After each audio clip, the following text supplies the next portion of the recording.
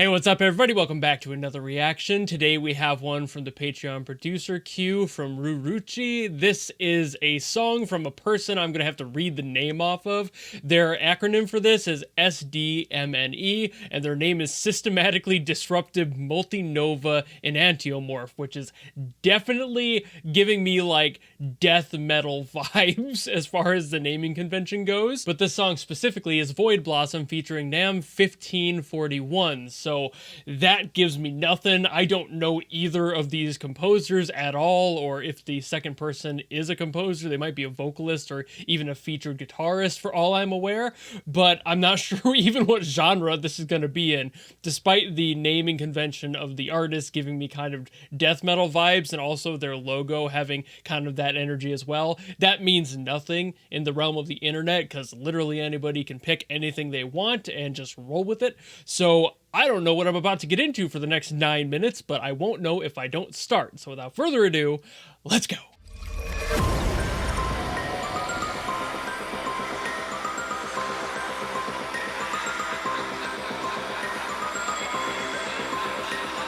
Oh, I got, it's also Tragedy Eternal. Okay, it must be like a combination song.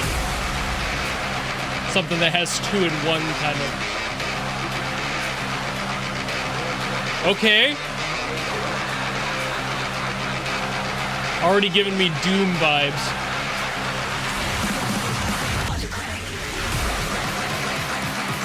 Ooh. Electronic metal, is that where we're going? Please let it be so.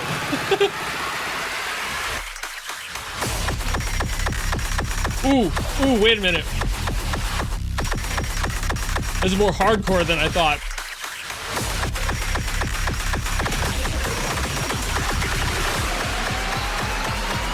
A little bit of complextro, maybe.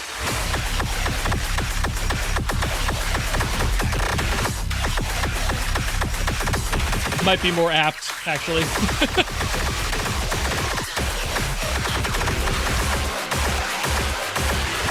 Whew, those change-ups, though. Alright, you have my attention. Definitely not the, like, metal thing I was expecting it to go into. I was expecting to start hearing a bunch of zeros. Nothing but open string on 6, you know? But no, we're going more electronic.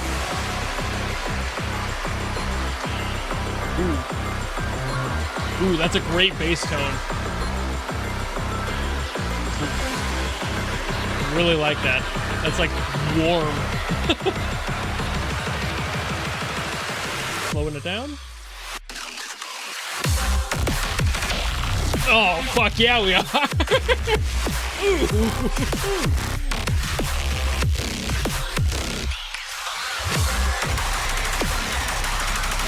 Ooh, even further. Didn't even halftime that. Quarter time that shit.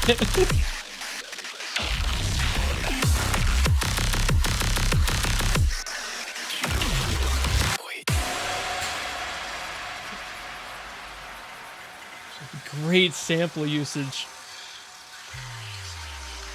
Really fun so far. Loving this.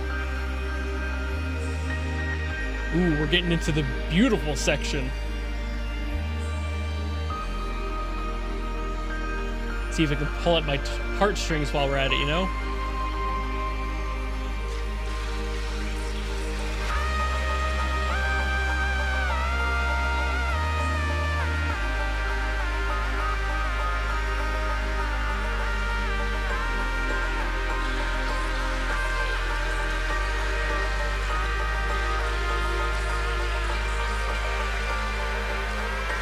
This part kind of feels like melodic dubstep.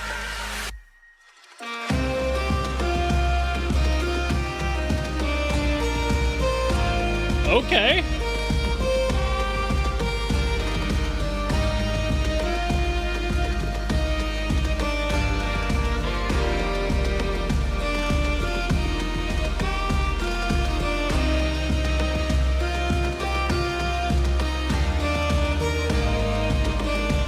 Yo, this is actually beautiful. Like,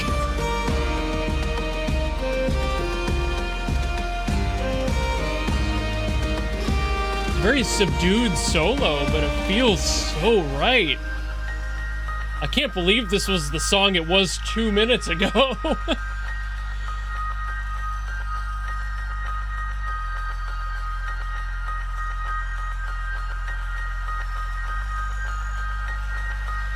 Again, that bass tone. It's so all-encompassing. It just hugs you. It hugs your ears. Whoop, gotta throw on harmonies.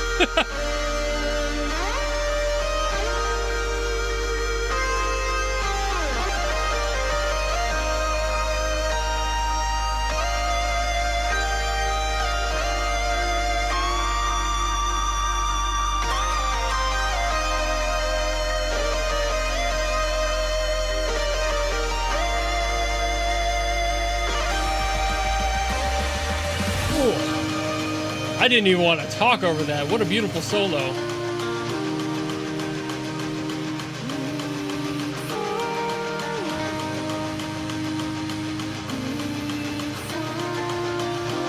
Oh, is this who the feature is?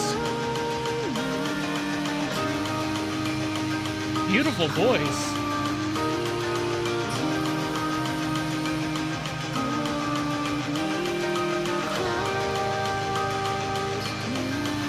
She's just nestled right in there.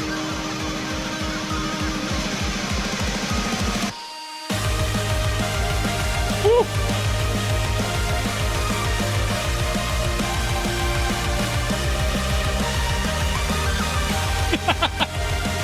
Had to do the drummer thing. Gotta air drum when you're feeling it.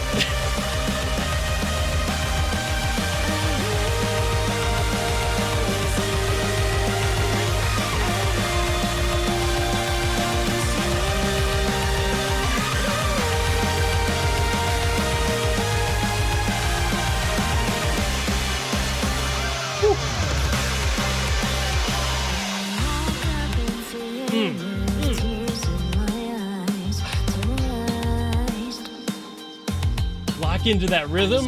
Damn.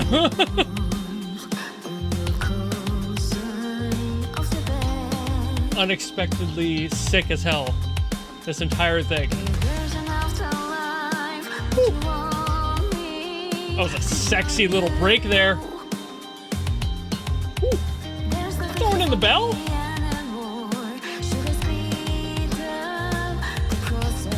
Certified the composer knows drums. Actually throwing in accents like that. Just hit that bell.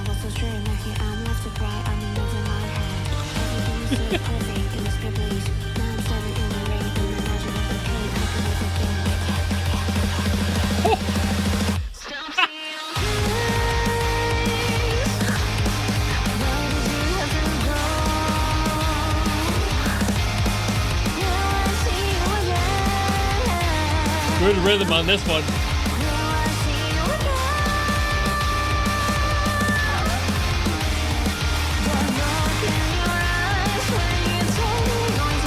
You can tell he's using samples, of course, but like for that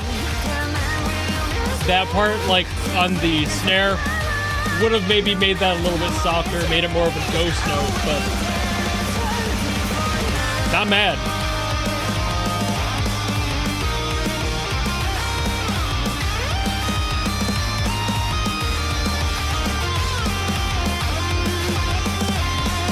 Still air drumming, by the way. I'm down here doing this.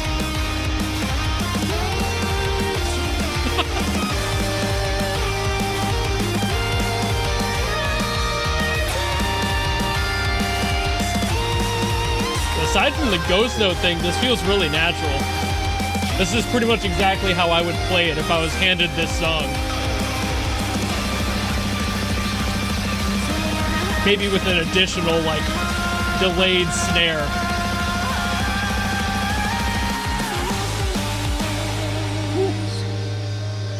Wasn't sure if it was gonna go back into that whole thing, but nope. Was that it? Was that the song? Have I been here for 9 minutes? I have. Good Lord, that did not feel like 9 minutes at all.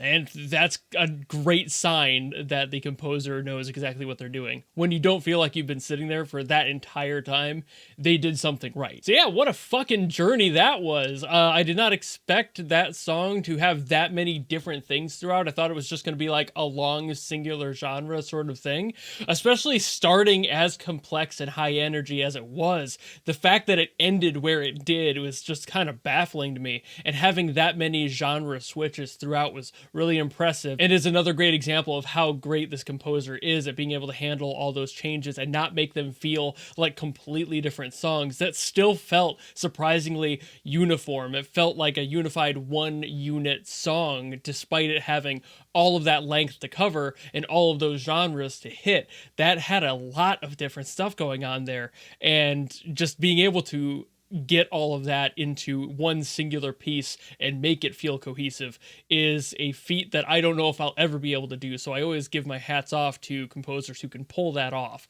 That's insane. And speaking entirely on the drum parts in the latter half of that, again, a lot of it felt very natural. Like, that's exactly what I would have written. So it makes me wonder if this producer knows drums more than the average producer would, where they'll just throw in a beat. A lot of those extra accents were very characteristic. Like, either they asked somebody who is a drummer to help them, they are one, or they've just been in bands or part of groups with drummers who love to throw in those accents and used that as an inspiration.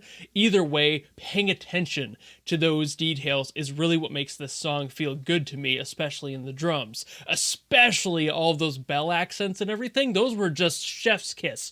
Beautiful. Love those. I love it when people add them. It shows an extra understanding, an extra deeper level of knowledge in that instrument. Everything else around it was fantastic too. Like, the electric guitar solo even had some like slight misses. Like, the strings weren't perfect. It felt very organic the way it was written. And I don't know if they were actually playing it or if they were just programming the guitar, because you can program guitars pretty well these days. But adding those little things in there, those little flubs in the solo to make it feel a little bit more real, is really the mark of a genius at the end of the day. Somebody who's willing to put in that extra effort to make it feel true to form, instead of just going, well, it sounds perfect, therefore it's good. That's not necessarily the case, especially when you're trying to emulate an acoustic instrument, something that naturally has a human mistake aspect to it. You have to be able to add that back in and do that well. So all those extra accents and little flubs that were in there were brilliant. The one thing that I did comment on with having ghost notes during that one section, that's really the only thing drum-wise that I would have made a comment on, is that it felt a little bit too powerful on that second hit. And if that was me programming or even playing the drum part, I would have had that as a ghost note and lightened up on the dB a little bit there, had it a little bit softer, because it's really not supposed to be two smashes back to back. It feels very clunky and very rigid. So if you're already surrounding the drum part with all this other relatively organic sound and the approach to it that you've had so far, having that be very aggressively like two full force hits back to back felt a little bit off. But compared to just the rest of the song,